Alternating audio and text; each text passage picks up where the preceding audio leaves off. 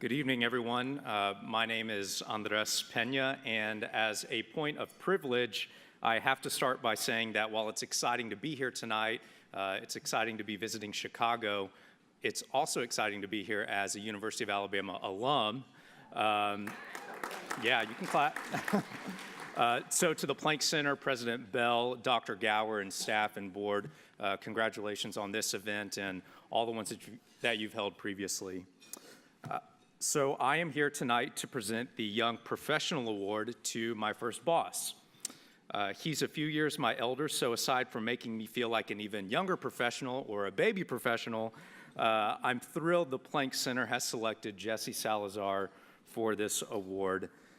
Jesse is uniquely well-rounded and a really interesting person that I could talk about for forever and cover endless traits that make him deserving of this award and that makes him one of the best mentors in the world. But in the interest of time, I thought it'd be easiest to focus only on two of those traits, honesty and fairness.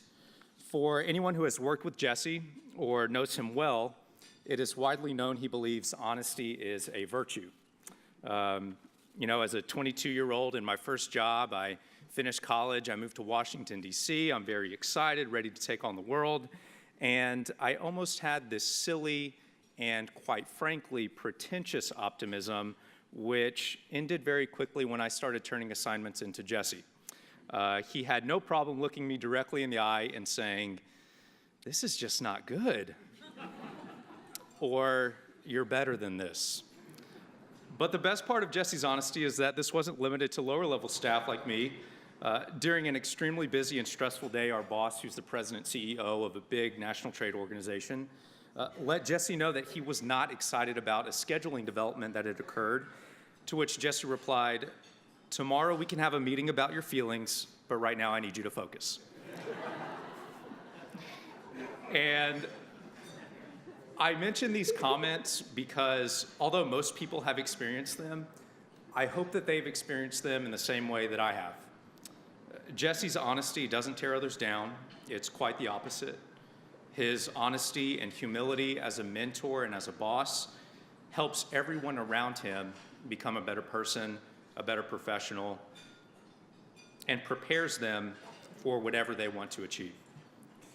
And when it comes to fairness, the organization Jesse and I used to work at was broad in recognition and impact, but actually quite small in size. There were only about 14 employees, and Jesse and I worked in a huge department of 2.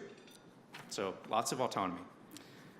After working together for a while, we got to know each other. We started to click. We felt like we had had some great wins and were doing great work.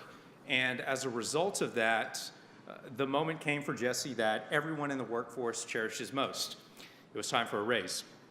Of course, I wouldn't have been aware of this because there were conversations that were not pertaining to me exactly. But as someone who truly believes in fairness, Jesse pulls me in our conference room. He shuts the door and tells me about the great news. Congratulations. But he also says, the only way I would accept it is by instructing our boss to split it down the middle and give you half, effective immediately. He also said, I don't really do sentimental stuff at work, but I have to say, you know I can't do this job without your help, and this is what's right. What is true is that Jesse could have done that job without me. It had nothing to do with me, but he refused to look at me and several of our other colleagues who were young as mere subordinates. He looked at us through a lens of responsibility to make sure we were better prepared for whatever lies ahead, whatever we would like to pursue. So whether it's through his current work at the Council on Foundations, helping advise the world's largest philanthropic efforts, taking time out of his day to visit with his mentees or to bring on new ones, Jesse practices mentorship as a responsibility, and so many people, especially me, are better for it. And that's really the only way Jesse knows how to live, as selfless as possible and as an honest and fair person. So please join me in congratulating one of my best friends, my former boss, this year's Milestone in Mentoring Young Professional Award, Jesse Salazar.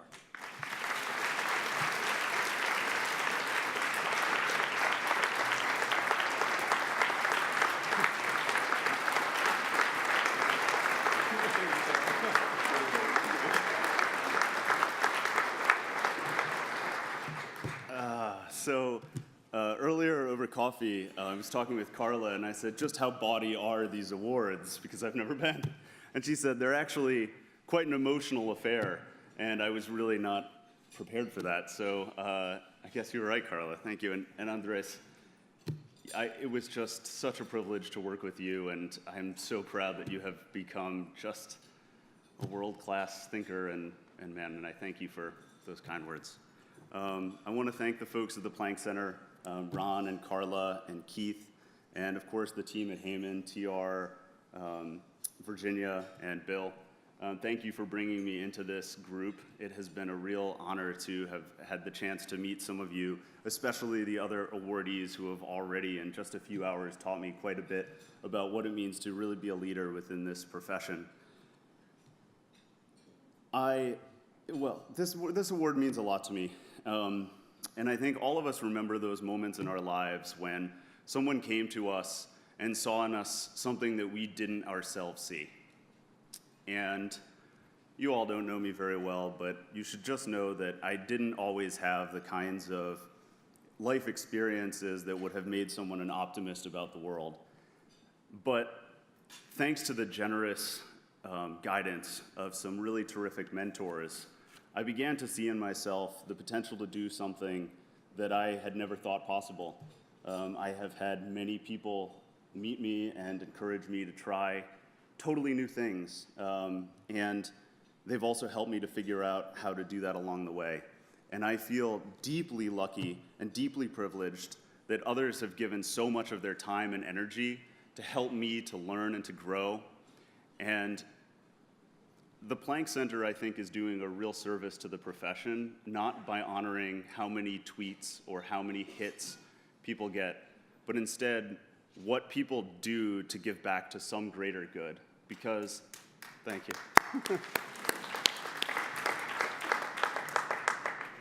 Because all of us need help, and any of the successes that we have had in this world, I'm sure, came from the generosity and the time and the hard work of others. And so I really view this as just an increased calling to give back more and do what I can to support folks. And to all the students in the room, you know, if you want a coffee, if you want to Skype, I'm more than happy to talk to you about philanthropy in the nonprofit life.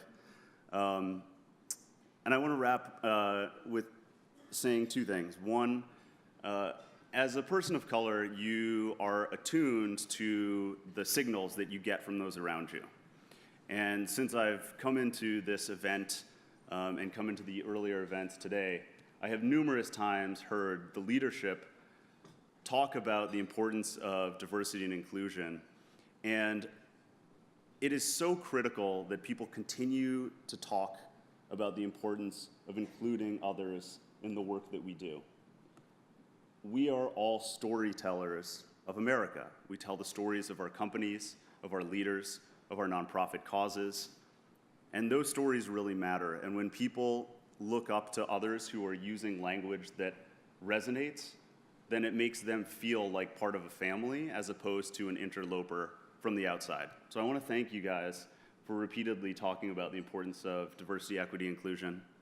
And then, because I'm the nonprofit guy, I have to say thanks to all the sponsors, because all the nonprofit people know that you need the sponsors to make these things happen. So I'm going to get off the stage and enjoy your largesse with the wine. Thanks.